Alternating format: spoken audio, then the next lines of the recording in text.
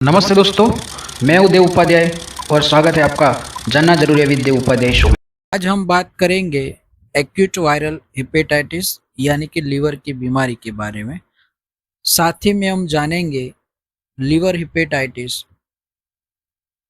मतलब कि वायरल जो हेपेटाइटिस है वो क्यों होता है, उसके लक्षण क्या होते हैं, उसमें कितने प्रकार होते हैं, उसके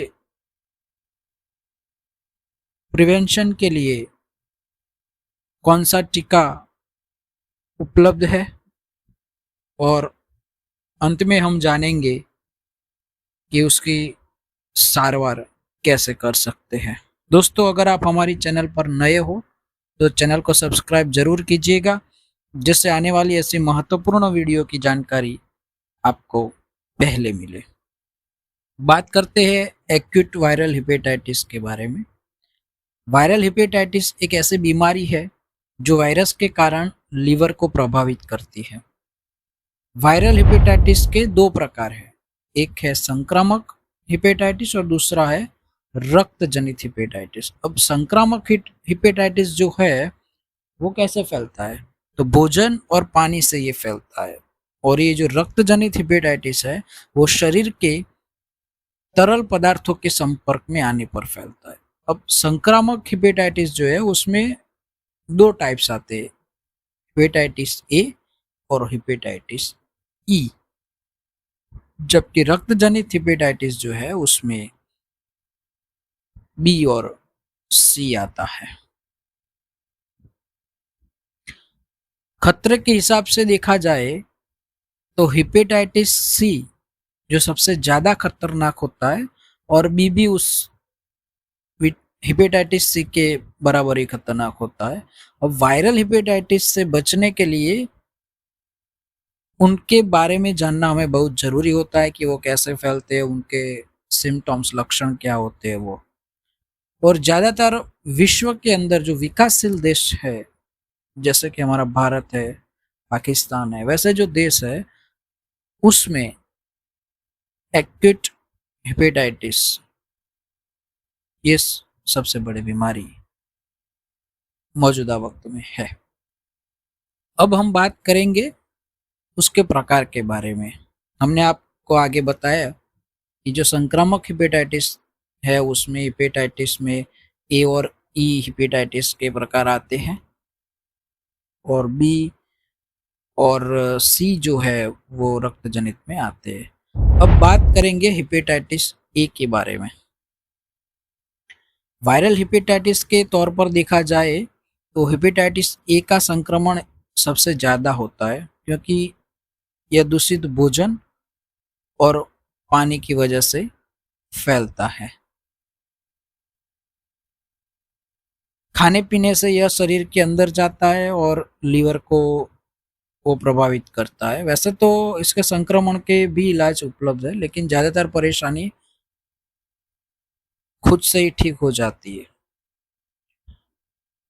अब उसके लक्षण के बारे में हम जाने तो शरीर में दर्द, जोड़ों में दर्द होता है, पीलिया की परेशानी भी हो सकती है, हल्का बुखार, पेट के ऊपरी हिस्से में दर्द होता है, नींद की कमी, कभी कभी चक्कर आने की परेशानी भी देखी जा सकती है।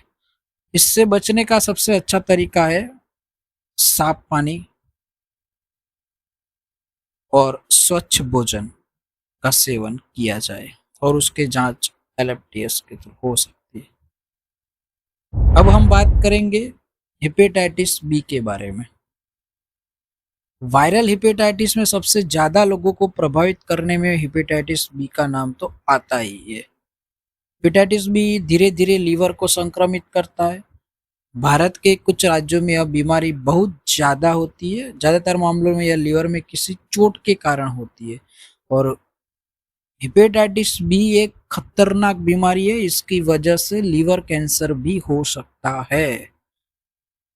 ध्यान रखिए, हेपेटाइटिस बी से आपको लीवर कैंसर भी हो सकता है और अभी बाजार में उसका टीका भी उपलब्ध है। तो हेपेटाइटिस का टीका लगवाना न भूले। हेपेटाइटिस सी के बारे में हम बात करेंगे। हेपेटाइटिस सी जो है वो बी की तरह ही खतरनाक है। लीवर सिरोसिस या लीवर कैंसर का खतरा इसमें भी होता है। इसका इलाज संभव है, ज्यादातर रक्त संक्रमण की वजह से फैलता है और उचित समय पर इसकी पहचान और इलाज बेहद जरूरी हो जाता है। टाइम, समय बहुत महत्वपूर्ण साबित होता है हेपेटाइटिस सी में। अगर उचित समय पर ये हमको नहीं पता चला तो फिर लीवर को ये खराब पूरी तरह कर देता है। अब बात करेंगे हेपेटाइटिस ई के बारे में। यह बीमारी भी दूषित खाना और पानी की वजह से होती है। वैसे तो यह हेपेटाइटिस ए जैसा ही है, लेकिन यह ज़्यादा खतरनाक हो सकता है। प्रेगनेंसी के समय अगर महिलाओं को हेपेटाइटिस ई हो जाए तो खतरनाक हो सकता है। इसका टीका अभी मार्केट में मौजूद नहीं है, लेकिन इसके संक्रमण से बचने के लिए खान-पान में ज़रूरी साफ-सफाई का ध्यान रखना चाहिए, क्योंकि कोई भी हेपेटाइटिस हो, सभी के लीवर पर हमला करते हैं और लीवर शरीर का सबसे महत्वपूर्ण अंग। अगर यह खराब हो गया तो शरीर ठीक से काम नहीं करेगा।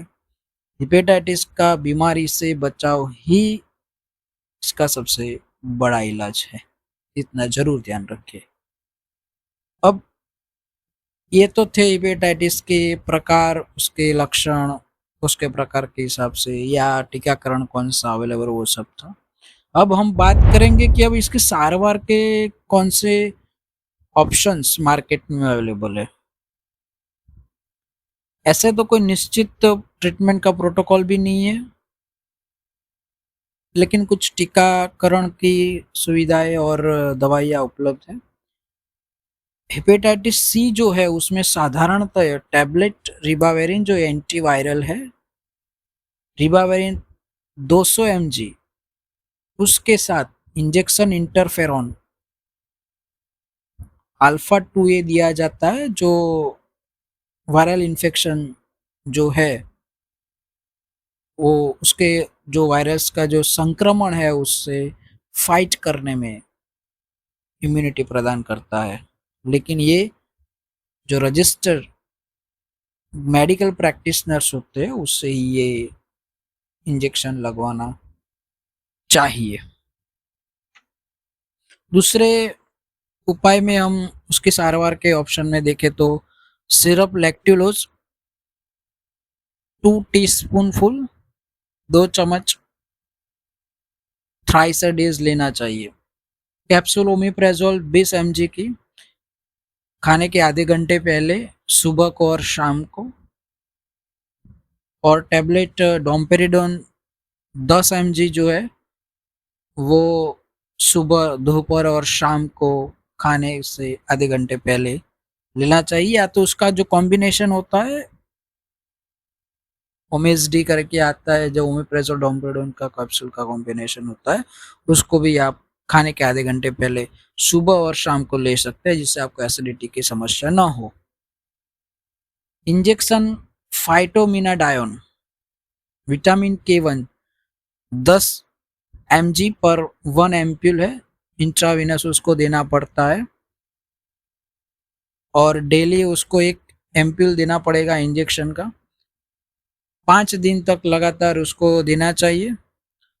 और ये जो विटामिन K1 का जो इंजेक्शन है वो ये जो हेपेटाइटिस है उसमें देने का मकसद, हेतु वही है कि रक्त स्त्राव जो ज़्यादा हो जाता है, या तो रक्त जो ब्लड है उसका क्लॉटिंग नहीं होता है प्रॉपरली और रक्त का स्त्राव हो जाता है ज़्यादा, या तो हम बोलते हैं जो लोही होता है, लहू, वो रक्त पतला हो जाता है, तो उसको ट्रीट करने के लिए, उसको रक्तस्राव को रोकने के लिए, बंद करने के लिए और रक्तस्राव ज़्यादा ना हो उसके लिए ये इंजेक्शन फाइटोमिनाडायोन विटामिन K1 हेपेटाइटिस के जो मरीज हैं उनको दिया जाता है। दोस्तों, आपको ये जानकारी कैसी लगी आप कमेंट बॉक्स में ज़रूर बताइएगा। फिर मिलेंगे नए वीडियो के साथ। तब तक के लिए स्वस्थ रहे, मस्त रहे। जय हिंद, जय भारत।